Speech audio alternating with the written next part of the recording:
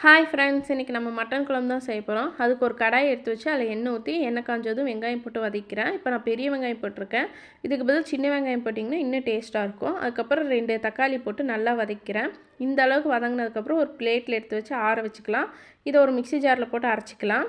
அடுத்து ஒரு குக்கரில் எண்ணெய் ஊற்றி எண்ணெய் காஞ்சதும் கடுகு உளுந்து போட்டு பட்டை கிராம்பும் போட்டுட்டு வெங்காயம் போட்டு வதக்கிக்கோங்க. வெங்காயம் வதங்கினோடனே இஞ்சி பூண்டு போட்டுட்டு இஞ்சி பூண்டு பச்சை வாசனை போகிற அளவுக்கு வதக்கிக்கலாம்.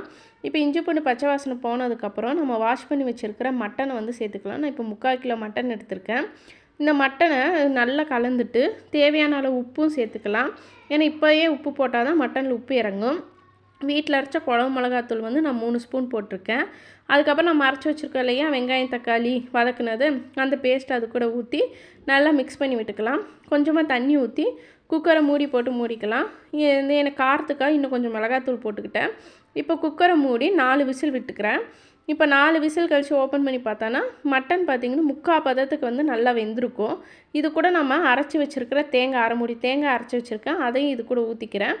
அப்புறம் குக்கர் விசில் போட்டு ஒரு 2 விசில் விட்டுக்கலாம். இப்போ பார்த்திங்கன்னா நமக்கு சூப்பரான மட்டன் குழம்பு ரெடி ஆயிடுச்சு. எங்கள் சேனல் உங்களுக்கு பிடிச்சிருந்தால் லைக் பண்ணுங்கள், ஷேர் பண்ணுங்கள், சப்ஸ்கிரைப் பண்ணுங்கள் ஃப்ரெண்ட்ஸ். பாய்.